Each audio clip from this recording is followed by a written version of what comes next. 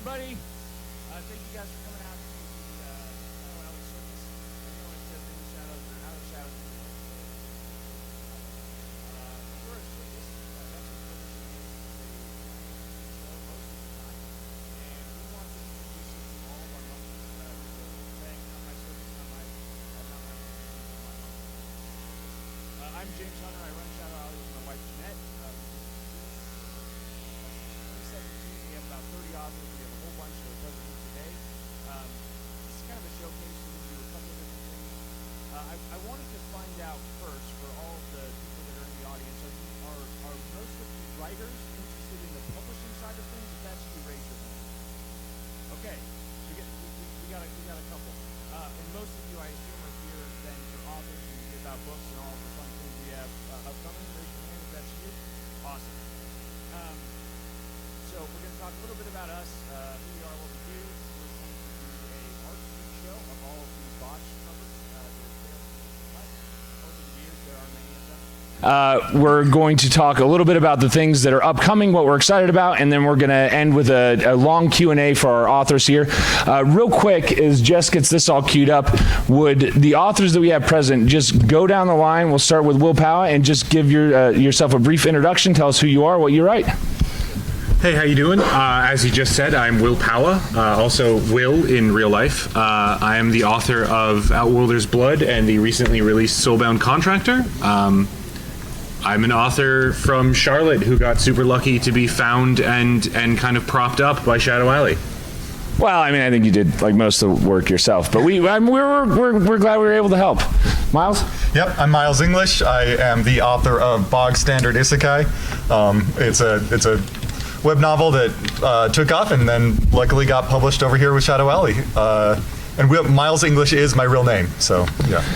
It's also worthwhile to note that he's got another great series called In Another World I Must Defeat a Demon King. So if you like Bog Standard Isekai, which is an absolutely excellent series, there's 3 books out, but there's an entire another series that we have over at the Shadow Alley booth in the vendor hall that you guys can check out as well. Eric? Hi everybody, I'm Eric Dontigny. I write Unattended Cultivator. Woo, yay! Which is just proof positive that you can trick anybody into buying anything. No.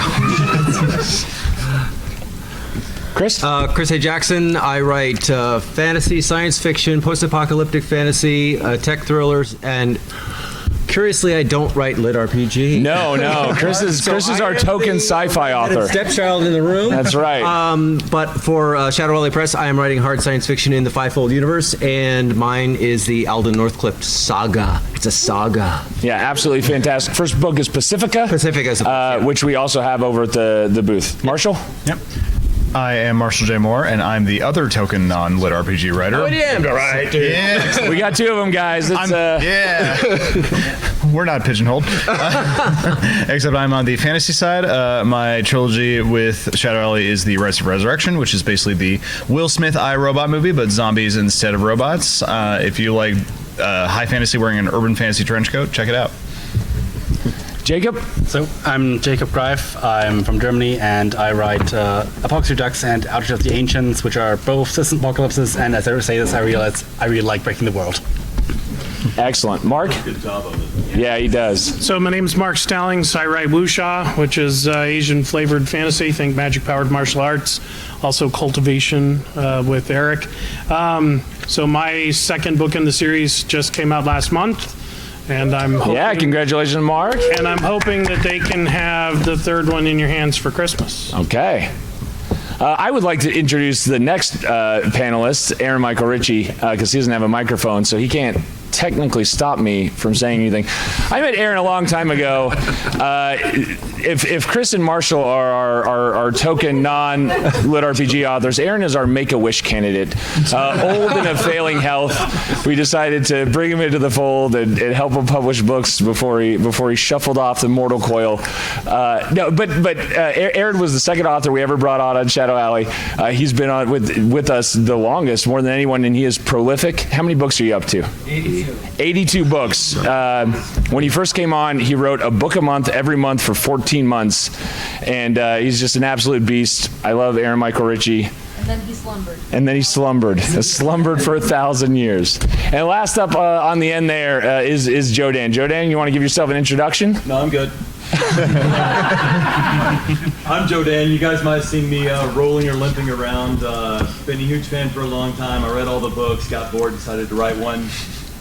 For me personally, it's a bit of labor of love. I had a lot of support. Story's fantastic, and it's weird to say that and still feel like a phony and mean both things, but I guess that's just what being an author is. Yep. Got a Marine who's lost everything, who's trying to find his purpose again, follows his what's supposed to be his dead brother into another world, develops druid powers, and after that, I guess you just have to read. Or you can tell me you don't care and I'll cry. Scratch tickets. I will mention it. Again, this is an absolute circus. I'm so sorry, everyone here. Jodan, this is actually his debut novel, and it's not out anywhere yet. We did a special print run just for Dragon Con, so if you want to pick it up and read it before anybody else, you can grab a copy in the vendor hall. Another little story about Jodan. So Jodan is also one of the OG Shadow Alley folk, even though he only just wrote his first book.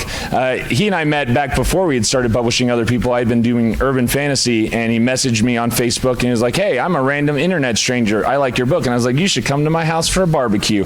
And then I introduced him to my family, and a lifelong friendship was formed. And now here he is sitting on the stage. So we were happy to have Jodan. One more story about Jodan. Last year at Dragon Con, so he has a wheelchair that he sometimes uses, and it was a particularly long day. He saw how tired I was. We didn't have chairs at the booth, and he was like, "Hey, you should go sit in my wheelchair, take a load off." And I was like, "Are you sure?" And he was like, "Yeah." So I go and sit down, and then he takes off his fake leg. He sits down on the floor, and he starts scooting across the aisle, shouting, "James A. Hunter hates cripples, and he stole my wheelchair." It's probably the single funniest thing that's ever happened to Dragon Con to me. So love having Jodan. Before we move on to the art showcase freak show, I was reminded by Jess, our art director, and another one of our fabulous authors, y'all got animal crackers so that you don't get hangry and mad at us during the panel, and you also got a scratch-off ticket. If you get a monkey, because again, this is my circus, these are my monkeys, you are a winner, and we have free books to give out at the end for all of our lucky monkey winners. All right, Jess, you want to roll into our it's very hard to see, but we will do our best. What? Maybe it's a good thing. It will shield their eyes from the horrors to come. What is Aaron doing? I don't know that was a light switch. Yes. You get a ticket. You didn't get a ticket? We will. Raise your hand if you don't have a ticket. To be fair, I was offered one. It's true. All right. Will, who is another one of our authors and also what we call our Facebook gremlin, will come around, Goblin, and we'll come around and get you all a scratch-off ticket and some animal crackers if you don't have one. All right, Jess, unload with the horrible freak show of art. The very first one you can introduce. Oh man, it's so difficult to see. I'm so sorry, guys. Turn the lights off? I don't think we can turn the lights off. I don't think so. So this kind of puts a little damper on the whole art show. We were going to make fun of ourselves. We pass around the laptop. This is my work laptop. I can't. My goodness, yeah. You can't. Well, if you could see what was on. This is the Vigilbound 3 cover. So we worked with an artist who was a very, very good harem artist. Like, she could draw a girl with big old boobies like you wouldn't believe, but she tried to draw a man and drew a dude with a very constipated looking face and a very fat horse. Like, she could not figure out horse either. I wish you could see this. I wish you. It's ass on this thing. All the way to the moon. The trunk so big. We're trying to figure it out. Yeah. I'm sorry, just imagine a fat horse and a very sunken, constipated man face. And then we did get really good cover art, which you also can't see because it's so dark. I'm so sorry, guys. So sorry. Turn the brightness up on your laptop. I don't think that's going to have an effect on the projector. Show us your laptop. show the laptop off? Pass it around. Pass it around. I'm so sorry. I'm so sorry. And of course, I have to make fun of Aaron Crash wherever he is. I don't know if he's attending. He's in the corner. No, shh.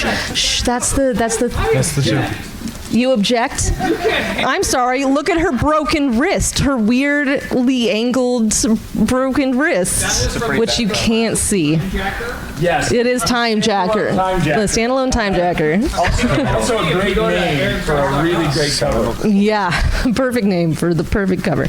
It's about a guy who has time powers, but because it's a harem book, I told Aaron that everyone's going to think that he just pauses time to masturbate. And Aaron's like, no, I'm sure that's not the connection people make. It's 100% everyone made to Time Jacker. I mean, if you sign up for my newsletter, you get a free copy of Time Jacker. Oh, you can see how wonderful this cover is. While frozen in time. That is not the Not the premise. All right, this is another one that is actually published. It's I'm the Bad Guy. It's a novella by Kenneth Arant. And this was my bad. I accept responsibility. You can't see it at all, but he was like, he's a 10-year-old who's pretty pudgy, but he wears like a button-down vest. And I'm like, I don't think that's going to look awesome, but I'll do it for you. And so now the artist that we chose to do this was really good at doing like wuxia, shansha stuff. So he has a very wuxia, shansha face, very K-pop face that is trim and fit, and then a weird pudgy belly. So strange. So strange. I mean, from the neck up, maybe, but oh man, I wish you guys could. Yeah. Well, you can enjoy this because everyone around me can enjoy what's actually going on. This one, I'm so sorry, Aaron Crash. Again, it's Rage King, the first one. Rage King, yeah. Yeah. Aaron, I'm so sorry. I'm so sorry to pick on you. Well, you have so many books, so the probability of cover failures is just higher when you have more books. To try again. That's right. Rage King. Yeah, we do. This one is just weird. Like, it's a harem novel, but the dude is clearly hover-handing her. Like, he's not touching her in the cover. It's so strange. And then her other hand, she's just like pointing to her own head. I'm not sure. That's Is just what? her saying, up with the hands, up with the hands. Oh boy. I'm watching you, sir. This is And then his face is just like a very strangely constipated looking face with PS2 graphic beard pasted on. So, and you can't see a single. This is the worst. Jess, I can't I'm just going to move faster because, It all looks like one slide. all one slide. I'm moving on. I'm sorry to make fun of you, Jacob, but the first museum core cover with the very, very fat saber-toothed tiger that definitely needs to go on a diet. We have a more beautiful cover now, which you can't see either, but for the people who are nearby me, they can. Are we lighting? I can pan through these really fast again, so you can at least see what I'm talking about. They're about to turn the lights down. Sick. Thank you. Don't take it. Sorry, thank you. So sorry, everyone. We'll do it real fast. We'll go fast. Just remember all the words I said about the slides previous, and we'll look at them real quick. Sorry, everybody. This is the circus. I am a monkey. It's already better. Hey! Oh! All right. Yes. All right. So this is the first one I was talking about with like the very constipated looking face and the super fat horse. Just dump trunk in there. Yeah, those hindquarters, man. And here is the cover that we had published instead. Like, sure, he's about to be eaten by that gargoyle thing, but at least he looks real hot doing it. Really good. So Cows in the Jedi Survivor game. fair enough. So here's the one where like her wrist is clearly broken. I don't know what is happening there. The artist obviously photoshopped in some images of hands because he wasn't very good at doing them, and then cut them out super poorly. Oh God. And then her thumb on the top one is like a double thumb. It splits in half at one point in his wrapping. It's very strange. Very strange. Hands not good. Love you, Aaron. This is the chubby Saja boy. We'll just call him from now on. The demon looks really The demon is so cool. Being in a Phoenix Wright game. Fair enough. Again, the PS2 graphic beard for this guy. Hover hand and weird pointing finger. Like, I don't know what she's pointing to. Her glasses. The demon behind her that you can't see. All right, here's the very fat, confused saber-toothed tiger. I mean, He's supposed to be a ferocious killing. ferocious killing machine. Yeah. What's amazing is that the architecture. So like this is a real building in London, and it's gorgeous. Like the architecture was so well done, and then it came time for the saber-toothed tiger, and we're like, what in the is this? Have you ever seen a cat? Like, if you can see his paws down there, like, what? It's fingers. It's weird fingers that are furry. I don't. Better fingers than that other picture. That's true. That's true. And this is our current cover for it that's going to be re-released very soon. So we're pretty stoked. Ferocious saber-toothed tiger protecting his core. The cat wanted to be fat. What if he was happy? Yeah, don't fat shame the cat. When you're a dungeon monster. You have you got to work. All right, and that was it. So we got all the way to the end. We did it! Woo! Jess, you are amazing. We're so thankful for her. So Jess is our art director. She does all of our amazing art. We release a lot of books. We typically release about 3 books a month. And so sometimes stinkers they slip through, especially when we're contracting with new artists. We don't ever really know what we're going to get. So sometimes it doesn't always work out the way we want. But we always eventually go back and fix it and make it right. So thank you for that. Do we have any upcoming covers you wanted to show us? Yeah, well, we have recent releases first. Okay, let's do some recent releases. So this is me. I'm James. I run Shadow Alley, but I write. This is it came out a couple months ago. Book 3 will be out shortly, but we love this cover. Giant hulking golem man. We have Familiar Magic. He is not here at this con, but we love this one too. The Animals. Mark, go ahead and do a little showcase. Hold up the book and tell people a little bit about The Animals, which just came out a couple weeks ago. He's digging it. Oh my God. He's digging. Also, we're kind of flying through this. Yeah! Woo! So that looks good. It's basically year 2 of the Magic Academy that they're at. The magic system, you first learn the 5 Chinese elements, and then you learn the animal forms. And so basically, the tagline of this is, what if the history that you were taught was a lie? Love that.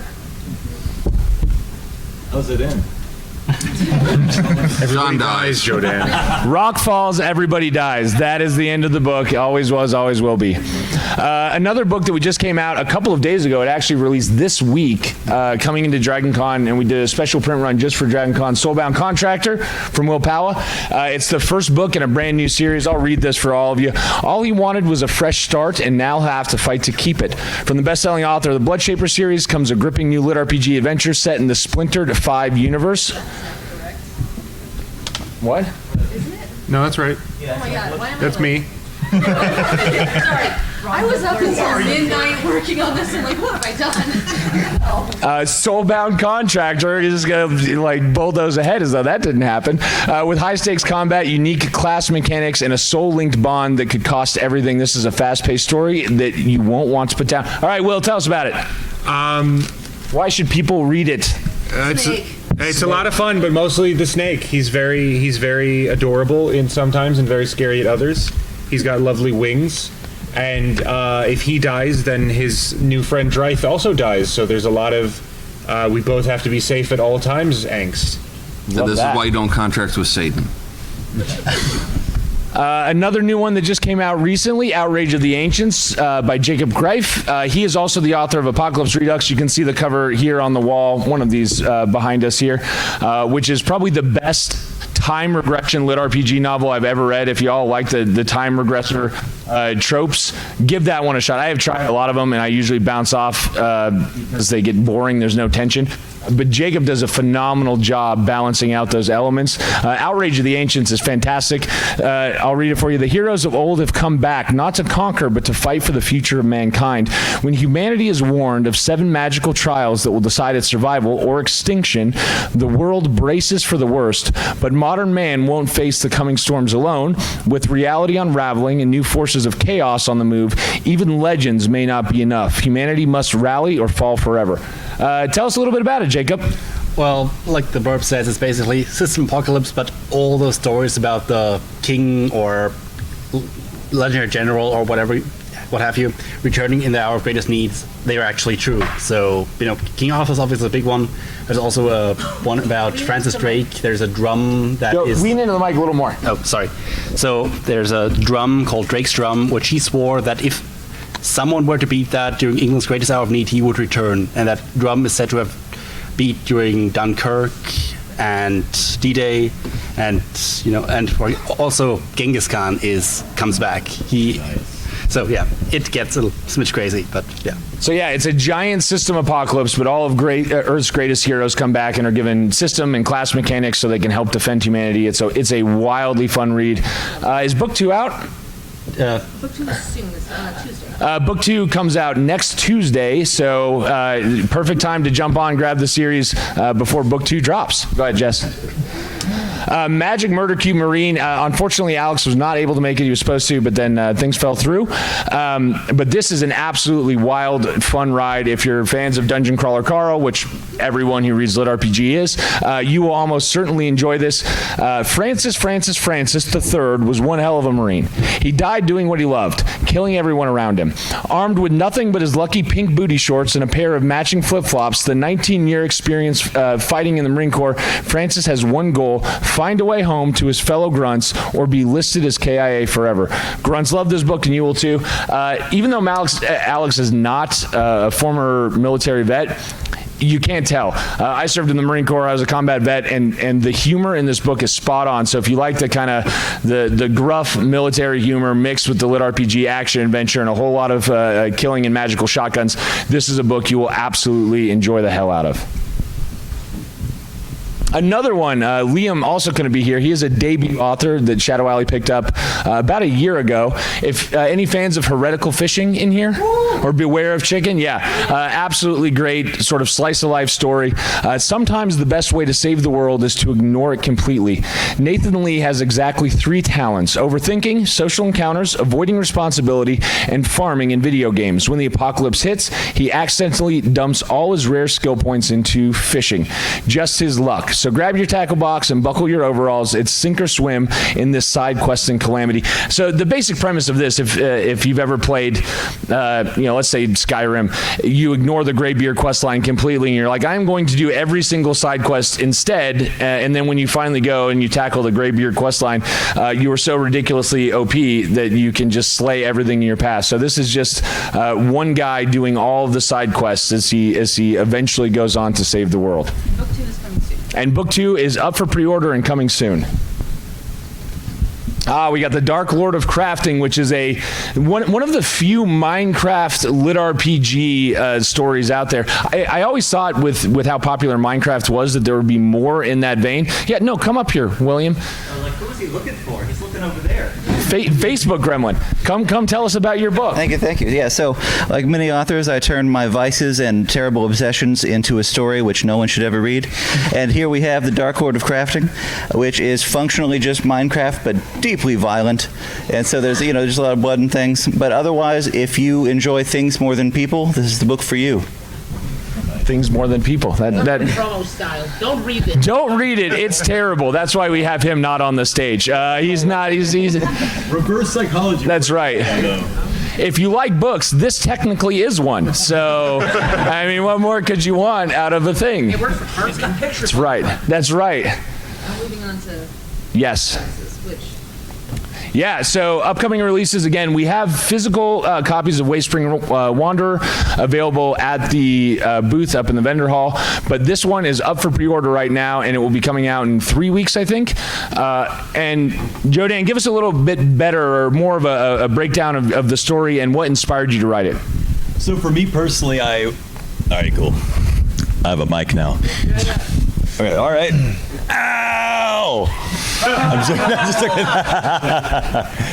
So this story it sort of stems from a little bit about everything that I've gone through, but it's a mix of everything that I've gone through on top of a bunch of other people who, when you come out of the military, when you've got your identity wrapped around anything and you are forced out of that or you step away from that, there's a big hole in your life and you don't have a purpose, and some people sink.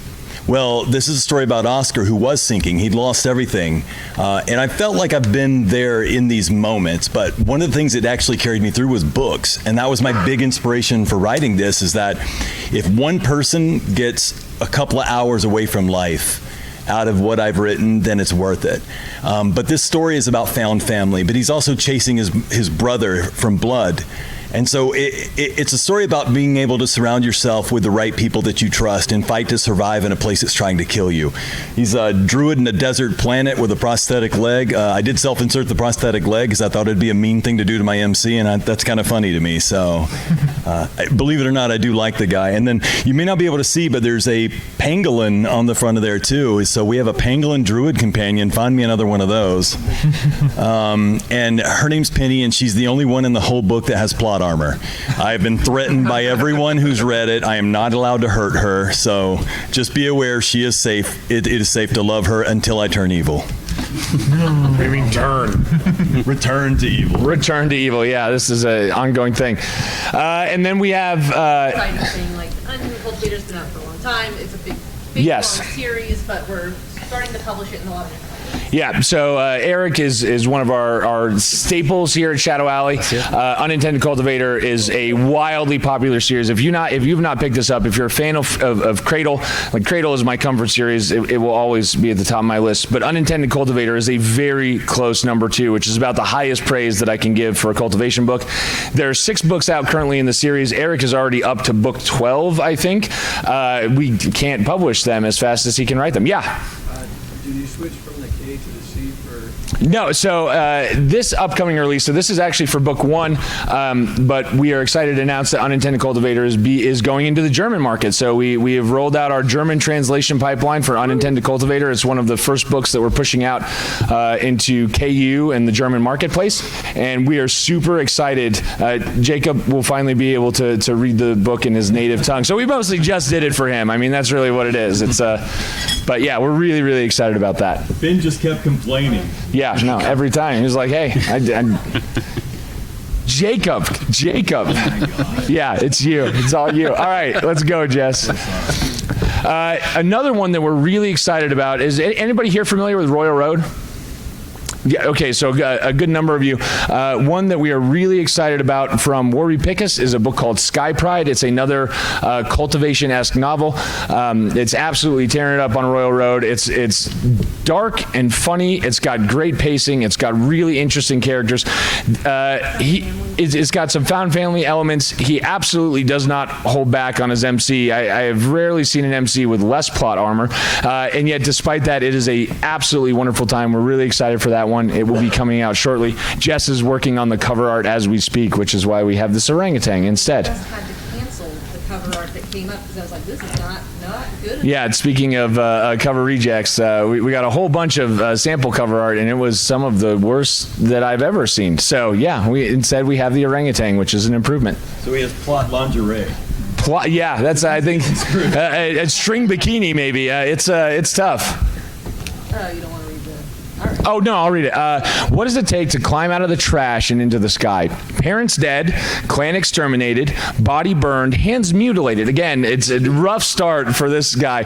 Sick, half-blinded, tossed into the dump, and even the magic ring with the ghostly grandpa in it has been sabotaged. The very heavens have decreed his death. So again, starts off on a high note, only climbs from there. A reasonable person would roll over and die. Tian isn't reasonable, and as it happens, neither is Grandpa Jun. In a world where immortals walk and immortality can be cultivated, a broken boy will defy the heavens and soar. It's really, really good, and we're excited for it to come out. Manaforge Robotics from another author that we've worked with for a long time called Play Wars. He has another series that's called The Fallen World. There's like 11 books out in it. It's fantastic. This is the newest series that we're going to be bringing out to market, Manaforge Robotics. An AI sworn to protect humanity, stranded on a world of magic and monsters, ready to unleash the fury of the universe on those who would threaten her humans. So it's got like some Dungeon Core elements, if you're fans of Dungeon Core, but with this sort of sci-fi twist to it that I have not seen. There's a couple out there. Derelict is one, but there's not a whole lot of sort of sci-fi Dungeon Core-esque novels, and this one really threads the needle in a fun way that I haven't ever seen before. It's got a hard fantasy twist too. The antagonists are like Roman-esque skeletons. Yes. Yeah. So it's a really fun genre mashup. Outworlders Blood, Blood of the Void. This one we're going to kick up to Will Power. So this is the 6th or 7th book in the series. The final book. Final. Tell us about it. Yeah, 6th and final book of Outworlders Blood. Kay is up against the final antagonist that... The mic is now closer. The main character, Kay, is now up against the final antagonist that has had its fingers in the pie for quite some time for the things he's been fighting. And as one would expect for a final in the series, the fate of the world is at stake. So, big dramatic tension, big dramatic fights, and the cover's awesome. Yeah, it is. It's good. All right, Jess, what do we got next? Familiar Magic 2 is also coming out. So book 1 released a couple of months ago. Book 2 is up for pre-order right now. They locked up a healer. What comes out was something far more dangerous. The assassin is unleashed, and he's not just taking back what's his. He's taking everything. So this series in particular, if you haven't tried it, is sort of like lit RPG Pokemon. There's lots of beast taming. If you like kind of the summoner beast taming trope, this is a book you should absolutely pick up. There's not a ton of adult Pokemon-esque lit RPG in this space, so if you enjoy those kind of things, I know I'm a sucker for it. You'll enjoy this as well. And then Apocalypse is a side quest 2. Some heroes save the world. Nathan's busy fixing the irrigation system. The main goal is obvious: avoid the arcane tempest and find his way to the third circle before it's too late. But Nathan's attention thoroughly elsewhere. So again, just a guy trying to get by, do some fishing, and avoid the main quest however he possibly can. Liam is so great. He is. He's such a sweetheart. We met him in person for the first time. We do a big retreat every year in the backwoods of Kentucky. You have to drive by a bunch of meth trailers to get there, but it's fine. It's totally fine. Stop at each one. Yeah, it explains a lot about Jodan.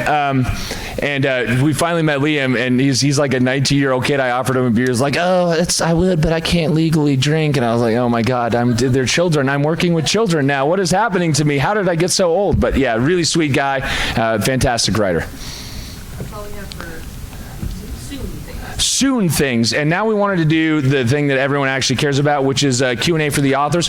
If you have questions, please feel free to ask. Otherwise, I'm just going to gab and ask them really awkward questions about childhood trauma. So if you don't want to hear that, please line up. Yeah. So, for those of you who do lit RPG, like, how hard is it to like keep track of all the mechanics that you create as you go from book to book? Yeah, who'd like to tackle that? Yeah, go ahead, Miles. You're in applause to answer that because that's two different answers. There's two things you need to keep track of it. One is spreadsheets, and 2 is fans. So I don't do any of that. Say more about that, please. Yeah, I don't do any of it myself. So I have an amazing group of readers, and I post to my Patreon first, and they tear every single number to pieces. If I got 1 decimal point off, they will notice immediately, and they will call me out. So. Yeah, I do a lot of math up front for trying to get it just right, and I always fail, and my nerds have me. They have it, so that's how, yep. Anybody else? Jacob, how do you do it? I'm curious. Usually, like before you Scrivener, I usually had 3 Word documents open at simultaneously. And is that where you track all of your stats and your numbers? Yep. Okay. A Word document. I'm not ever going to look at you the same again. Have you never heard of Excel? I mean, do you not? I am very bad at Excel. Okay, all right. It's yeah. We can work on this later. There's going to be a Shadow Alley counseling session after this. So consider this your official write-up.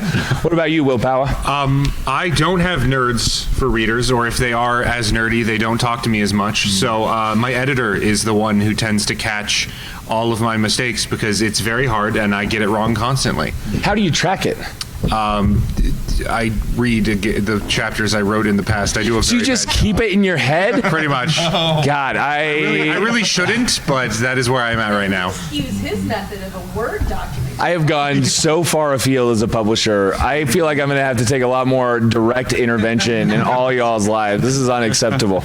Eric hates writing lit RPG. We've talked about this several times. Explain more about why you don't ever want to do all of the lit RPG things.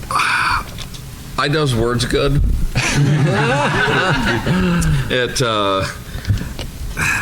It's not that I'm even necessarily opposed to writing lit RPG. I just don't ever want to have to deal with the numbers. Like, if I could hire somebody to track all that crap for me, I would probably write lit RPG all day. You know, and I would just put like in parentheses, it's like stupid numbers go here, you know, and move on to the part that I care about, which is the story.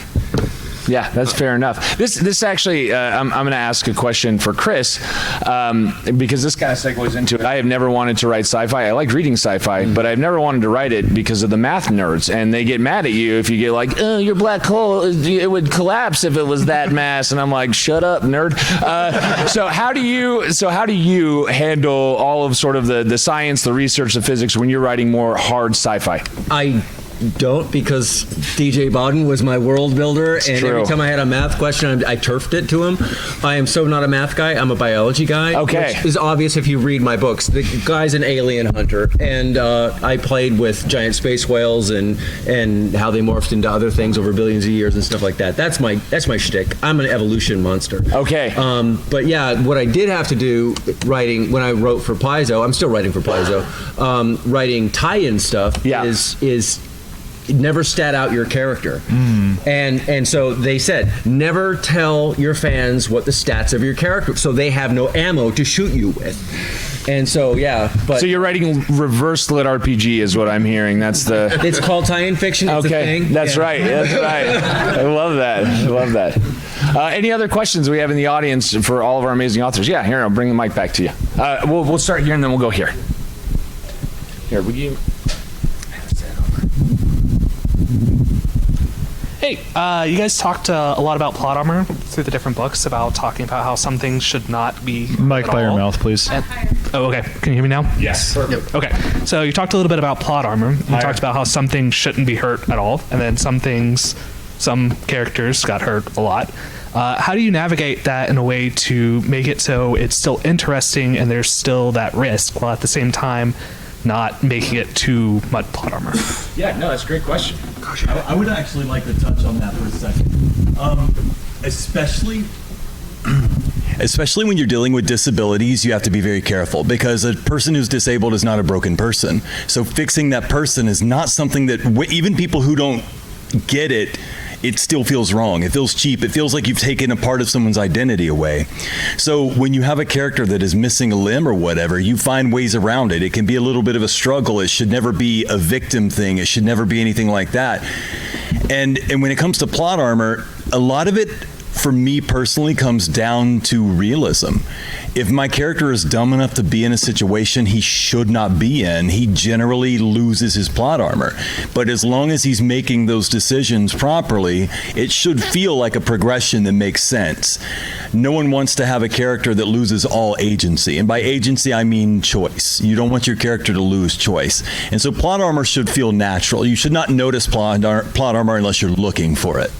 But I'm sure someone else has a better answer. I'm a pantser, so it's all pants over here. Aaron wants the. He's jumping. He's rearing. Get after it, buddy. No, I think it depends on genre, and I think, and it depends on kind of even the subgenre. So James and I wrote the Shadowcroft Academy for Dungeons, and it's funny and fun and like witty, and you know the bad guys are going to lose and the good guys are going to win. We do eviscerate the main character a lot. Yeah.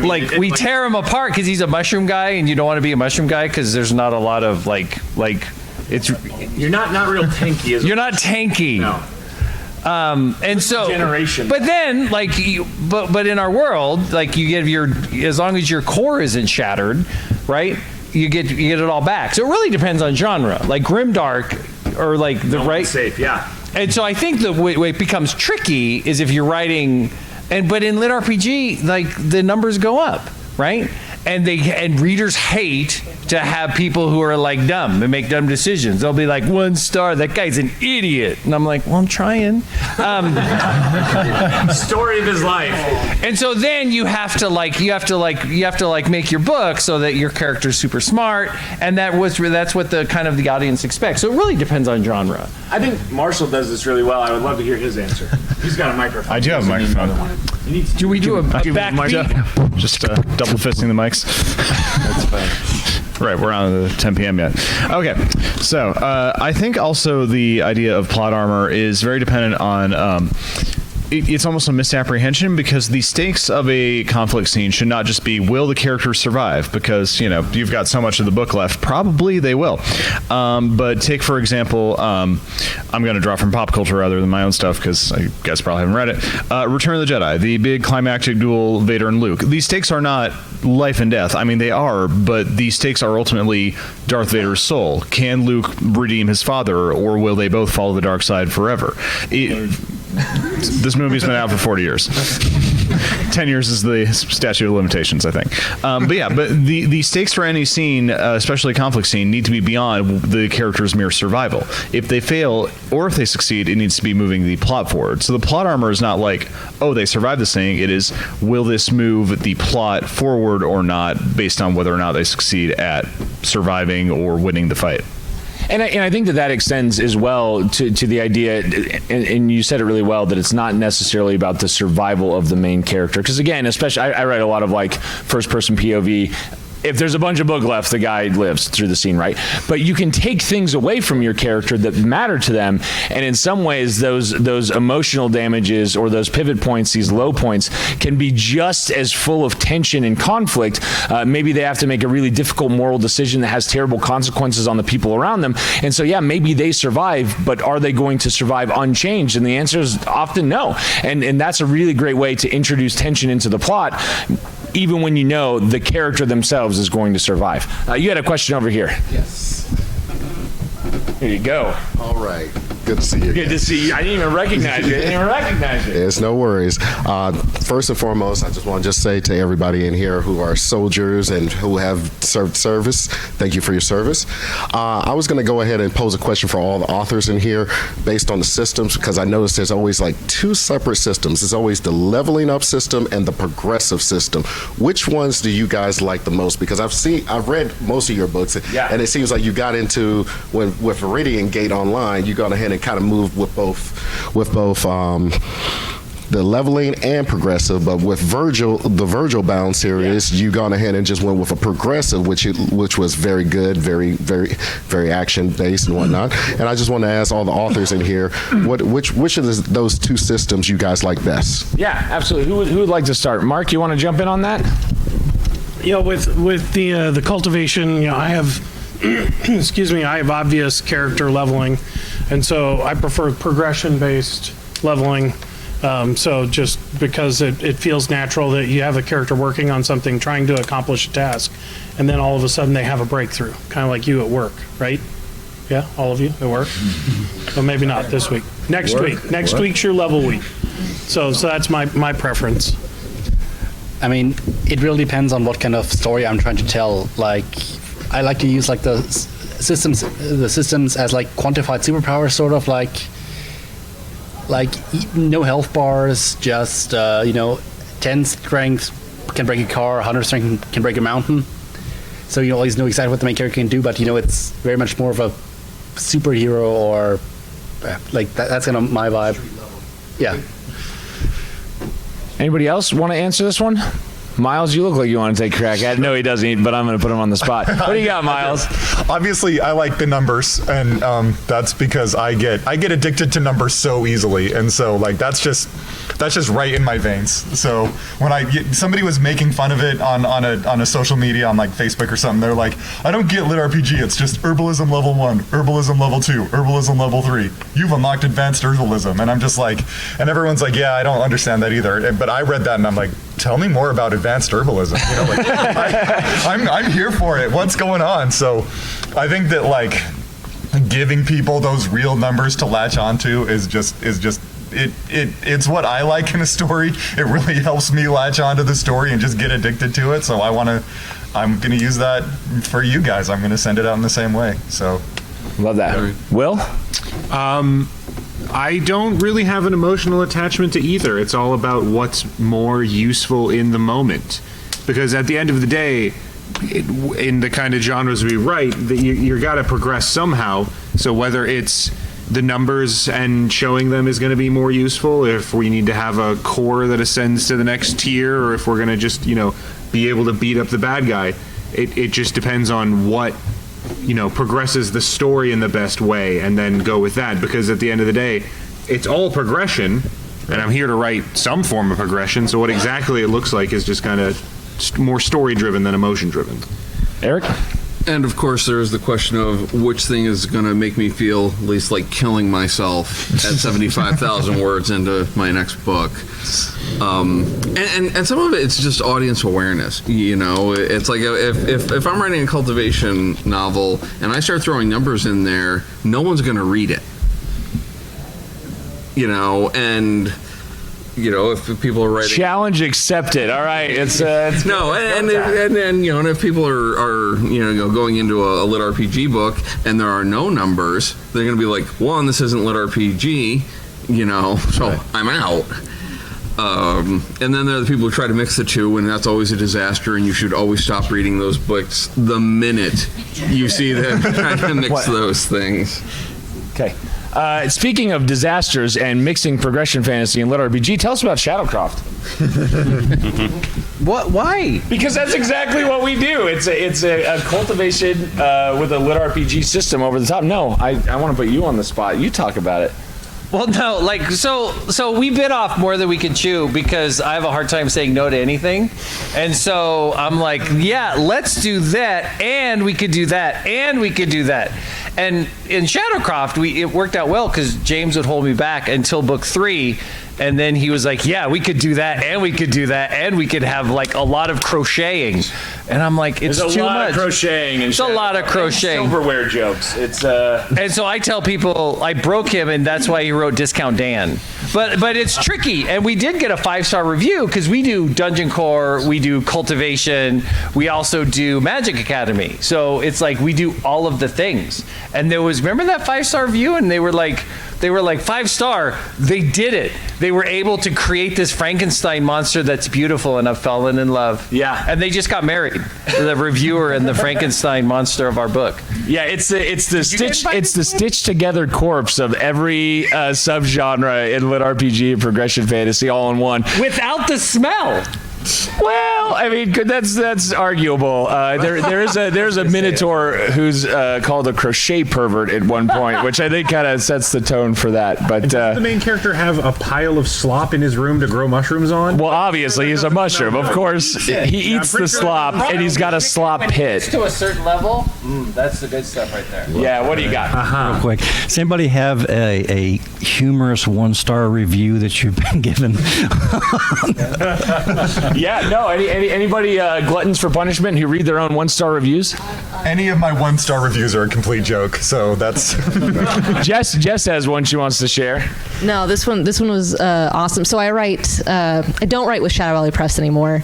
I publish as Ember Holt. I write spicy stuff. And the 1-star review was, could have been a great book without the magical eggplant sucking. And I was like, but that's what's literally on the blurb.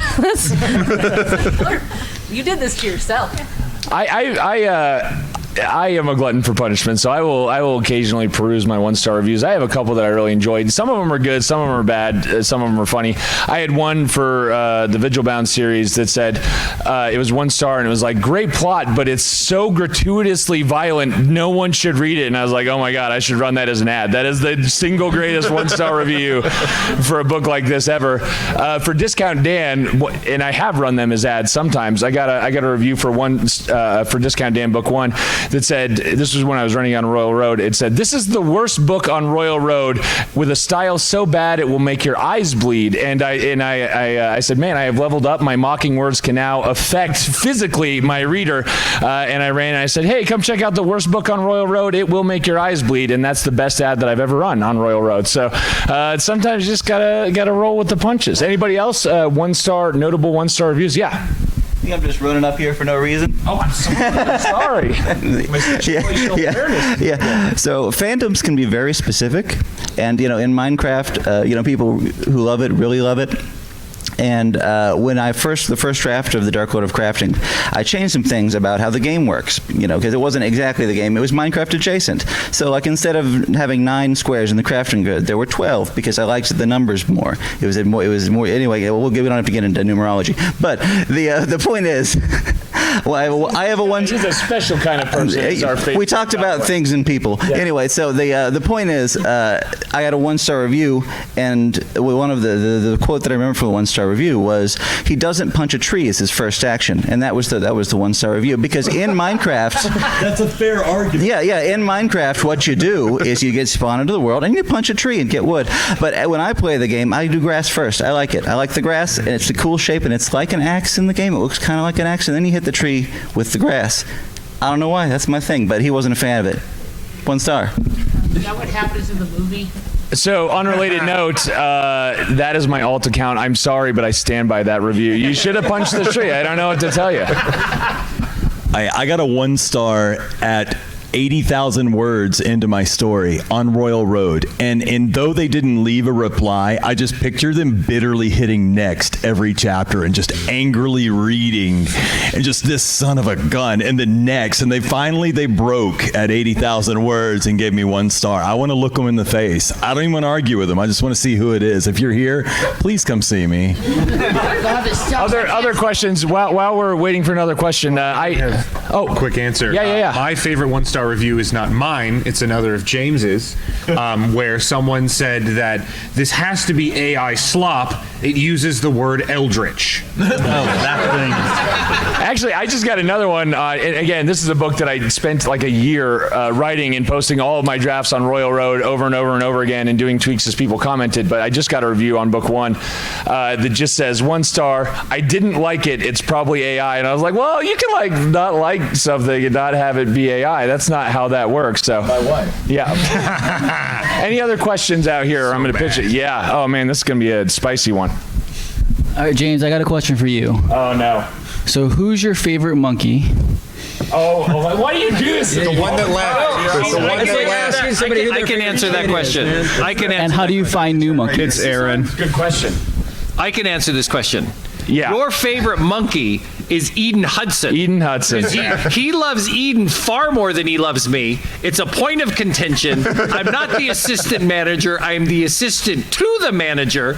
And like, if you go up to James, he's like, okay, which book should you read that Shadow Valley Press publishes? None of my books, ever, even though I've been nominated for frickin' awards. He will say the Jubal Van Zandt series. Or Path of the Thunderbird. Or Path of the Thunderbird is the best by Eden Hudson. So I will say I love all of my children equally, but I did start a publishing company because I loved Eden Hudson's books so much. So yes, I'm not the only one. I will say, if anyone here is familiar with Travis Baldry, who's super famous and nice, he loves Eden's books so much that he has offered to narrate them for free just so that he can read them. So I am in esteemed company. But yes, once a generation. She is so good. Absolutely. Like every time I read her book, it makes me sad because I will never be as good a writer as she is. Aaron, not so much. I'm like, yeah, I could do this. That's everyone will die.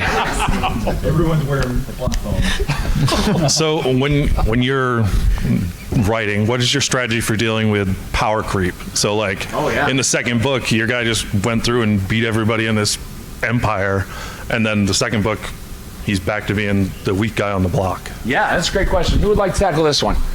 Yeah, go ahead, Jacob. That's an Aaron question. So I like to start off like my System Apocalypse with everyone at 0. So, like that way, like I just make the main character like pulls out for a bit, like, hey, here are some bad guys to beat. Here are some bad guys to beat up, and that takes him out of contention for a while, and then he'll see that someone else has also reached his level. So it's very easy to to create new opponents ad hoc.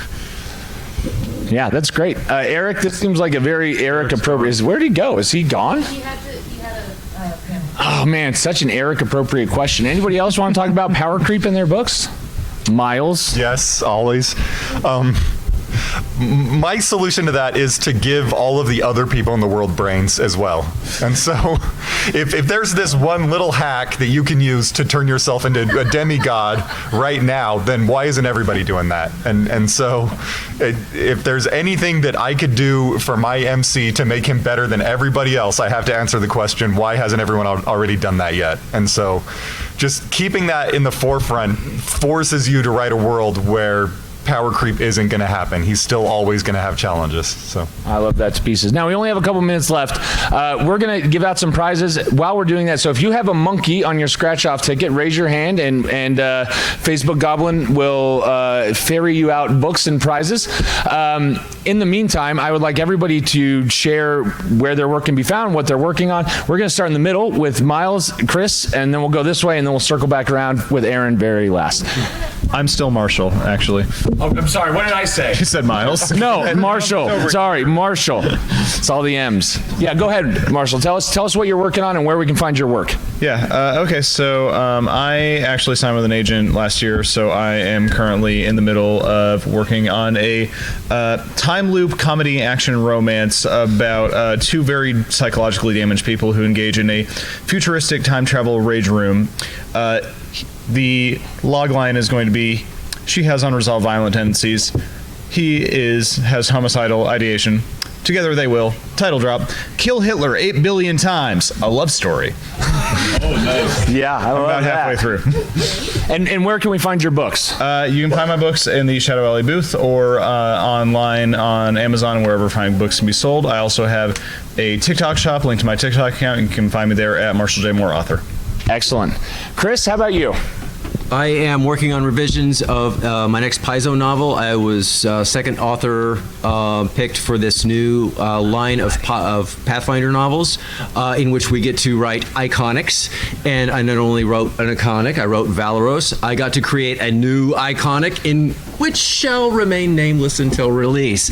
But the novel's name is Operation Hellmouth. Hellmouth is a big thing that opens it mouth to hell, in case you didn't get that. Release date now is pushed forward because of revisions to like February. So that's the name of that tune.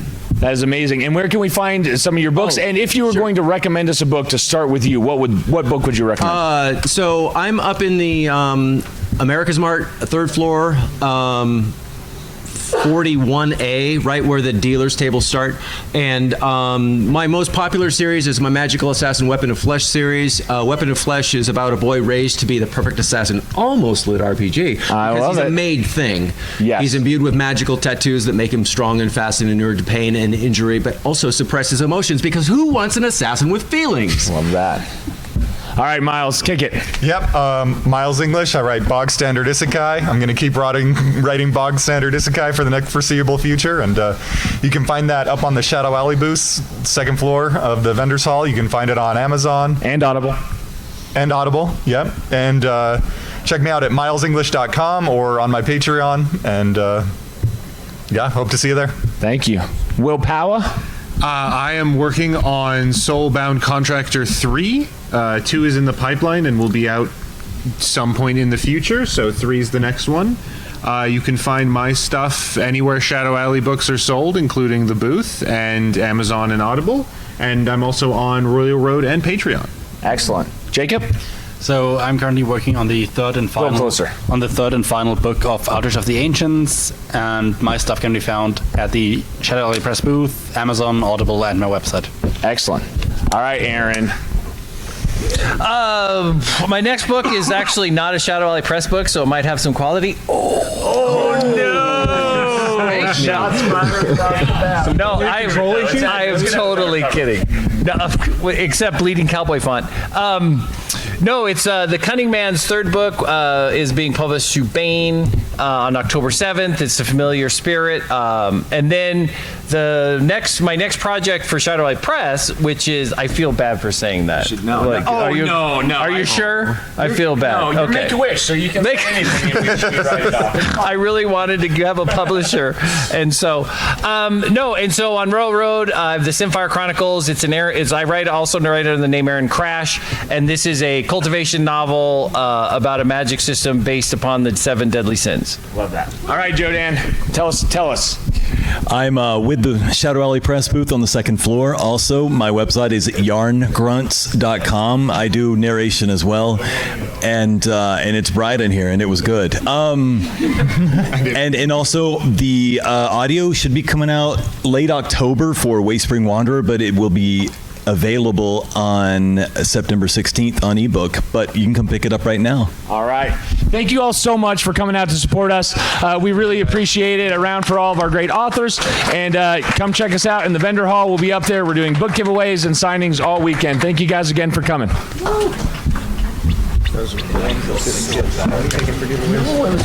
was funny. Yeah.